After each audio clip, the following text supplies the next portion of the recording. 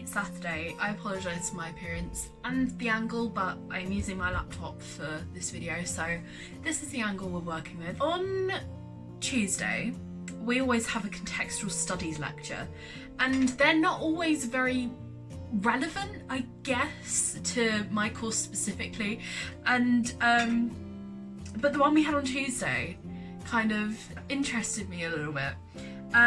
So the general theme was people and identity, and we usually have two people lecturing, so one person does half an hour, the other person does half an hour, and the second one that we had was about the psychology of the selfie, and I thought it was really interesting, therefore this video is becoming a thing. So the official definition of a selfie is a photograph that one has taken of oneself, typically one taken with a smartphone or webcam and shared via social media.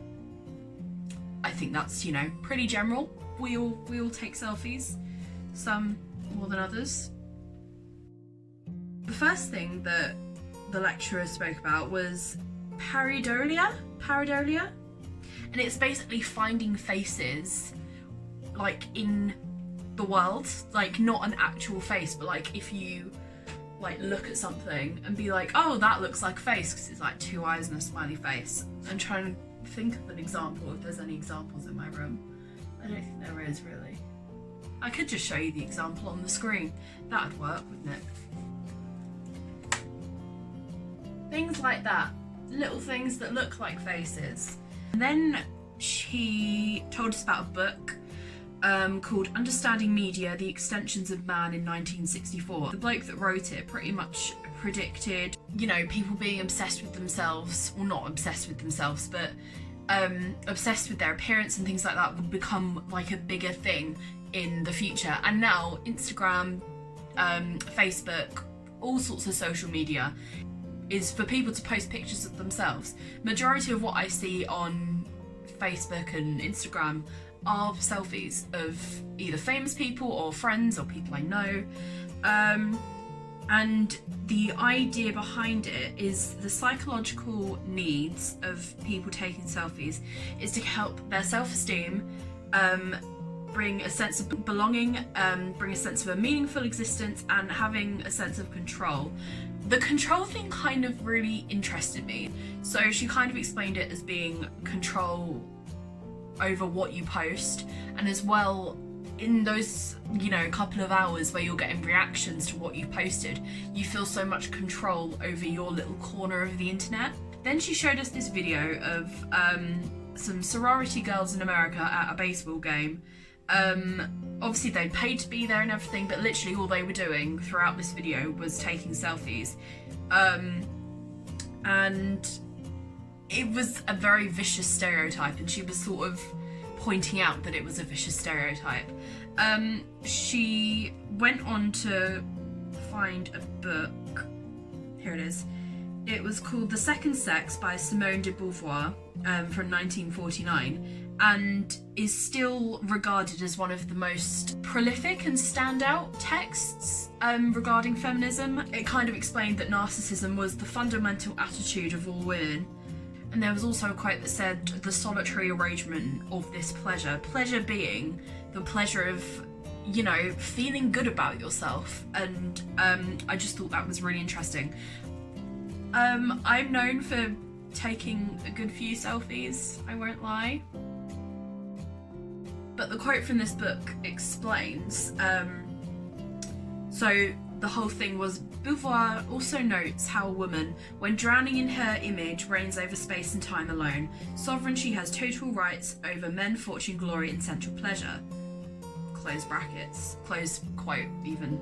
And she's basically saying, Simone de Beauvoir from the book The Second Sex is basically saying that when a woman feels good, she can conquer the world. I think is basically what she's saying. When she feels good, when you feel like you look good and you're just sort of really ready to go out there, a woman can go and do anything. Like, she has total rights over men, fortune, glory, and sensual pleasure. Like, I feel so empowered being a woman. like really, really empowered. And I can say that I'm a woman now because I'm 20. And I quite like saying that. I quite like to say, you know, I'm not a young adult anymore, I am a woman. I love being a woman, it's great.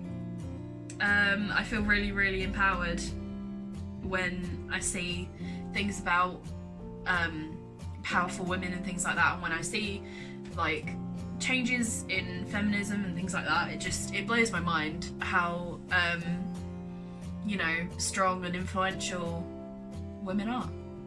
I think it's great. We wouldn't be here without a woman. That's all I'm gonna say on that. So the selfie, it kind of all rounded up with her speaking about the selfie as a way of people to feel empowered. Whenever I post a selfie specifically on my private Instagram, I don't post particularly often on my private Instagram, but it usually is a selfie. I think the past 6 or 7 posts that I've put on there have been selfies, but every time I've put it up, I felt so good about myself. I felt good taking the picture, I felt like I looked good in the picture, and that was the reason that I wanted to share that and post it. And again, links back to the quote from the book where, you know, when drowning in her image, reigns over space, time, alone, sovereign, she has total rights, blah, blah, blah. All of that, it kind of explains why people, you know, put themselves out there on social media. It is to make them feel good. It is to make them feel maybe better about themselves, or feel like they need validation from anyone that follows them. If someone specific or someone in particular has liked that picture that, you know, maybe you look up to, or that you wish you could be friends with, or, I mean, if you're not friends with them and they don't want to be friends with you, don't waste your time. But I remember, you know, in my teens, if I posted a picture and like the popular it girl liked it, then I would feel so good about myself, and I'd walk in with my head held high the next day at school, which now that I look back at it is really, really sad. And, you know, and on I'm a Celebrity last night, you know, this is really, really top-notch research here, but the question that they had to answer was regarding like social media. It was like, what % of England's adult population thinks social media is a bad influence on younger children, and it actually turned out to be the lower amount, which really shocked me, to be quite honest. It really shocked me. But then in a way, I guess because perhaps people that have not grown up with the generation of Instagram and the whole idea of people having a constant filter in their life, because some people didn't grow up with that, they didn't grow up with technology, they didn't grow up with social media, maybe don't understand how sort of pressuring it can be. I personally never tried to let it get to me at all. If I posted a picture, it's because I thought I felt good and that I wanted to post it. The social media thing, because I've grown up with it, and like obviously all my friends have grown up with it, it's just one of those things, like, you know, it's part of your daily routine. When I wake up on the morning, I go onto Snapchat and send all like my streaks to keep the streaks up. I only have about 4 of them now because I completely lost the plot during the summer and just, you know, forgot to send them at all. But even that, like, that shouldn't bother me. It's a picture in the morning to, you know, to keep up a record of how many days you can send each other a picture of your bed. Like, do you know what I mean? Like, it's pathetic, but at the same time, we build our lives around it. I just thought it was a really interesting lecture, and I've got something to say about it. So there you go. Also in our lecture, she showed us a clip from Toddlers and Tiaras, and the whole show is fascinating to me, absolutely fascinating to me. If your kid is like 4 years old, the kid that she showed us in the video was like 4 years old, dressed up to the nines, so much makeup on. I didn't buy my first concealer till I was like 14, 15. I only started wearing foundation about 3 years ago. I don't get it. And our lecturer said, like, as much as it's sort of binge-worthy and it's like, oh, you really, really want to watch it, what's the appeal? Like, you're just seeing kids have a tantrum because they won't prance out on stage in a stupid outfit with so much makeup on. Our lecturer also said, she said maybe it's like, I think parents put kids through that because, you know, maybe their parents are looking for fulfillment or like something missing from their own lives. One of the kids was having a proper meltdown, like didn't want the cameras in her face, was running away. This kid is like 4 years old, 4 years old, running away, screaming, doesn't want the cameras near her.